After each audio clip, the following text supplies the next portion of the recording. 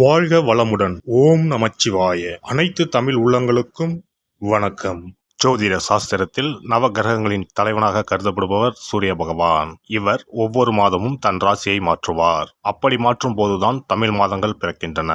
அந்த வகையில் நடைபெறும் விசுவாவசு ஆண்டு மார்ச் மாதம் 15ஆம் தேதி ஞாயிற்றுக்கிழமை அன்று ஏகாதசி திதியில் திருவோணம் நட்சத்திரத்தில் பரிகம் நாமயோகத்தில் பாலவம் கரணத்தில் சித்தயோகம் கூடிய நன்னாளில் இந்த மகத்தான பங்குனி மாதம் பிறக்கின்றது. இம்மாதத்தில் சூரிய பகவான் மீனராசியில் சஞ்சரிப்பதால் இது மீன மாதம் என்றும் அழைக்கப்படுகின்றது. இம்மாத கிரகநிலைகள் என எடுத்துக்கொண்டால் மீனராசியில் சுக்கிரன், சூரியன், சனி பகவான் உள்ளனர். கும்பராசியில் செவ்வாய் பகவான், புதன் பகவான், ராகு பகவான் உள்ளனர். மிதுன ராசியில் குரு பகவானும், சிம்மத்தில் கேது பகவானும் உள்ளனர். இம்மாத கிரக பயிற்சி என எடுத்துக்கொண்டால் சுக்கிர பகவான் பங்குனி மாதம் 13ஆம் தேதி மேசராசிக்கு பயிற்சியாகின்றார். செவ்வாய் பகவான் இம்மாதம் 18ஆம் தேதி கும்பராசியில் இருந்து மீனராசிக்கு பயிற்சியாகின்றார். புதன் பகவான் இம்மாதம் 23ஆம் தேதி சனி வீடான கும்பத்தில் இருந்து குரு வீடான மீனத்திற்கு செல்கிறார். இந்த கிரகங்களின் பெயர்ச்சியால் இம்மாதம் உங்களுக்கு எவ்விதமான பலன்கள் கிடைக்கப் போகிறது, அது சாதகமாக அமையுமா இல்லை பாதகமாக அமையுமா என்பதனை பற்றி காண்போம். பிறக்கப் போகும் இம்மாதத்தில் ஒரு சில ராசிக்காரர்களின் சிக்கி சீரழிந்த வாழ்க்கை பயணம் மாறப்போகிறது. மனக்கசப்பில் வாழ்ந்து வந்த உங்களுக்கு இனி வசந்த காற்று வீசப்போகிறது. எதிரில் எமனே வந்தாலும் சிவனின் அருளால் எதிர்த்து நின்று போராடும் பலம் உங்களை வந்து சேரும். உங்கள் பிறப்பு ஒரு சாபக்கேடு அல்ல, அது சரித்திரம் படைக்கப் போகிறது. வரும் வாய்ப்பினை சரியாக பயன்படுத்தி கொண்டு உங்கள் வாழ்வில் வளமும் நலமும் செல்வ செழிப்பும் பெற்று வாழ்வில் உயரிய நிலையை அடைய வேண்டும். தனது நேர்மையான குணத்தால் வாழ்வில் வெற்றி வாகை சூடும் விருச்சிக ராசி அன்பர்களே, இந்த மாதம் வரவுக்கு ஏற்றாற் போல செலவுகள் இருக்கும். சில தடைகள் ஏற்பட்டாலும் சாதகமான பலன் வரும். விரும்பியது கிடைக்கும். அதே நேரத்தில் அதற்காக கூடுதலான முயற்சிகள் மேற்கொள்ள வேண்டியிருக்கும். பயணத்தில் தடங்கல்கள் ஏற்படலாம். மனதில் ஏதாவது ஒரு கவலை இருந்து கொண்டே இருக்கும். வாய்க்கு ருசியான உணவுகள் கிடைக்கும். உடல் ஆரோக்கியத்தில் மட்டும் கவனம் தேவை. வீண் செலவுகள் உண்டாகலாம். தொழில் வியாபாரத்தில் லாபம் குறையும். பணவரத்து சீராக இருக்கும். ஆர்டர்கள் வருவது தாமதப்படும்.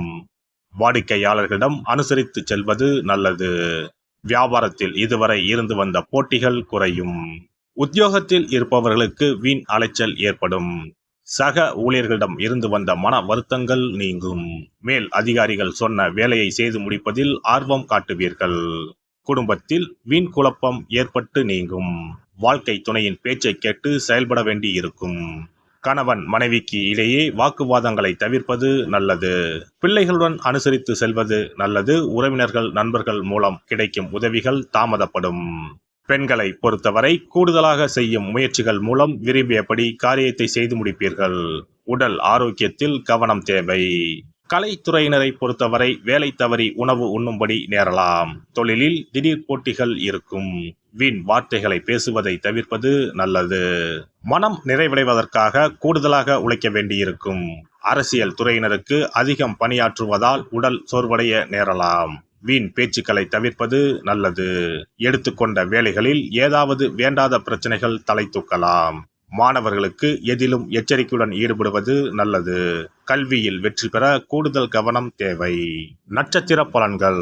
விசாகம் 4ஆம் பாதம். இந்த மாதம் குடும்பத்தில் இருந்த சண்டைகள் நீங்கும். கணவன் மனைவி ஒருவருக்கொருவர் புரிந்து கொண்டு செயல்படுவார்கள்.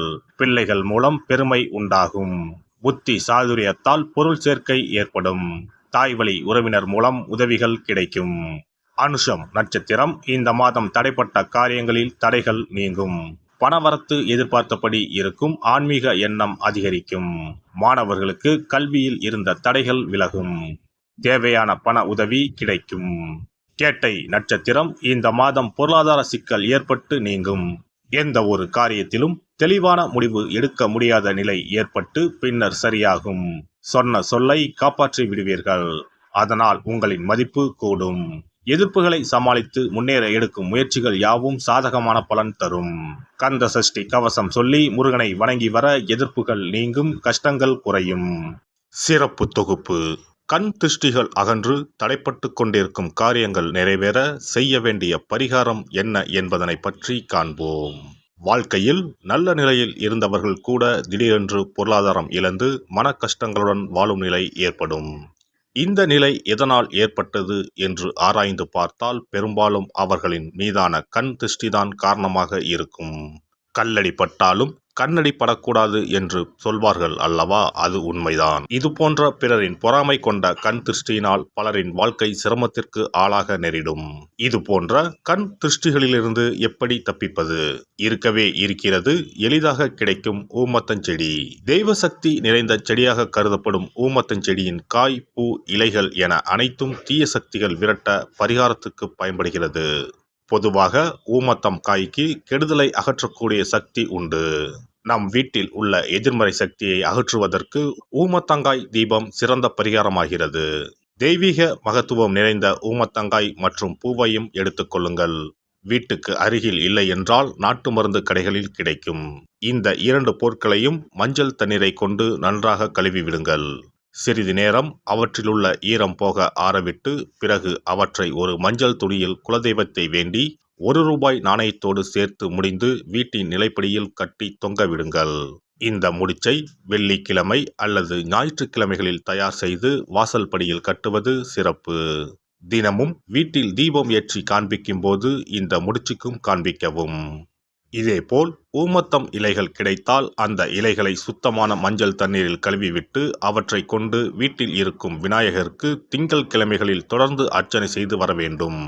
ஊமத்தம் பூவையும் விநாயகருக்கு சூட்டலாம். 3 வாரங்கள் தொடர்ந்து திங்கள் கிழமைகளில் விநாயகருக்கு ஊமத்தை இலையால் அர்ச்சனை செய்து ஊமத்தம் பூவை சூட்டி வழிபட்டால் வீட்டில் உள்ள கெட்ட சக்தி நடமாட்டம் மற்றும் கண் திருஷ்டிகள் தீரும். ஊமத்தம் செடியும் சிவபெருமானுக்கு உகந்த இலை ஆகும். இந்த ஊமத்தங்காய் வைத்து சிவபெருமானுக்கு தீபம் ஏற்றி வழிபடுவதன் மூலம் நமது பிரச்சனைகளில் இருந்து எளிதாக விடுபட முடியும். முதலில் 2 ஊமத்தங்காய்களை எடுத்துக்கொள்ள வேண்டும். அவற்றின் மீது முட்கள் இருப்பதால் மிகவும் கவனமாக கையாள வேண்டும். ஊமத்தங்காயின் காம்பு பகுதிகளை வெட்டி கொண்டு கத்தியை பயன்படுத்தி ஊமத்தங்காயின் உள்ளே இருக்கும் விதை பகுதியை முழுவதுமாக நீக்கிவிட வேண்டும்.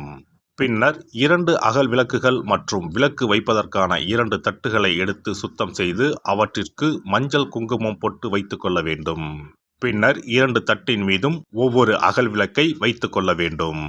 அதன் பிறகு எப்போதும் பூஜை செய்வதற்கு வைப்பது போன்ற வெத்தலைப்பாக்கு, பழம் போன்றவற்றை வைத்துவிட்டு 2 விளக்குகளையும் ஏற்றி சிவபெருமானை மனதார வேண்டிக் கொள்ள வேண்டும். எனக்கு இருக்கும் பிரச்சனைகள் அனைத்தும் தீர்ந்து இன்பமான வாழ்க்கை கிடைக்க வேண்டும் என வேண்டிக் கொள்ள வேண்டும். இந்த பூஜையை வெள்ளிக்கிழமை அன்று தொடங்கினால் தொடர்ந்து 9 வெள்ளிக்கிழமைகள் செய்ய வேண்டும். ஊமத்தங்காயின் மீது எவ்வாறு முட்கள் இருக்கிறதோ அதுபோல நமது வாழ்க்கையில் இருக்கும் முட்கள் போன்ற பிரச்சனைகளை அவை தீர்த்து வைக்கின்றன. இந்த பூஜையை நாம் தொடர்ந்து செய்து வருவதால் நம் மீது இருக்கும் கண் திருஷ்டிகள் அகன்றுவிடும். தீராத துயரங்கள் தீர்ந்துவிடும். பணம், நகை நம்மிடம் பெருகி வரும். சிலருக்கு கையில் சுத்தமாக பணம் இருக்காது. வறுமை தாண்டவமாடும். கடன் தொல்லையால் கஷ்டப்படுவார்கள். பண பிரச்சனையில் சிக்கி கொண்டிருப்பவர்கள் இந்த தீபத்தை ஏற்றினால் 3 வாரங்களில் நல்ல பலனை பெற முடியும். தொழிலில் நல்ல முன்னேற்றம் இருக்கும். கடன் பிரச்சனைகள் தீரும். உறவினர்களிடையே பகைமை இருந்தால் அவையும் மறைந்துவிடும். நோய்வாய் உள்ளவர்கள் இந்த தீபத்தை ஏற்றுவதன் மூலம் நல்ல பலனை பெற முடியும். பொதுவாகவே எந்த பரிகாரம் என்றாலும் அதை முழு நம்பிக்கையுடன் செய்தால் மட்டுமே முழு பலன் கிடைக்கும் என்பதை நினைவில் கொள்ளுங்கள். எல்லாம் வல்ல இறையருளால் நீங்களும் உங்கள் அன்பு குடும்பமும் உடல் நலம், நீலாயுள், நிறை செல்வம், உயர் புகழ், மெய்ஞானம் ஓங்கி வாழ்க வளமுடன். இந்த வீடியோ பதிவு உங்களுக்கு பிடித்திருந்தால் லைக் பண்ணுங்க, கமெண்ட் பண்ணுங்க, ஷேர் பண்ணுங்க. மறக்காம சப்ஸ்கிரைப் பண்ணுங்க. பக்கத்துல இருக்கிற பெல் பட்டனை கிளிக் பண்ணுங்க. நன்றி, வணக்கம். ஓம் நமச்சிவாய. சிவாய நம.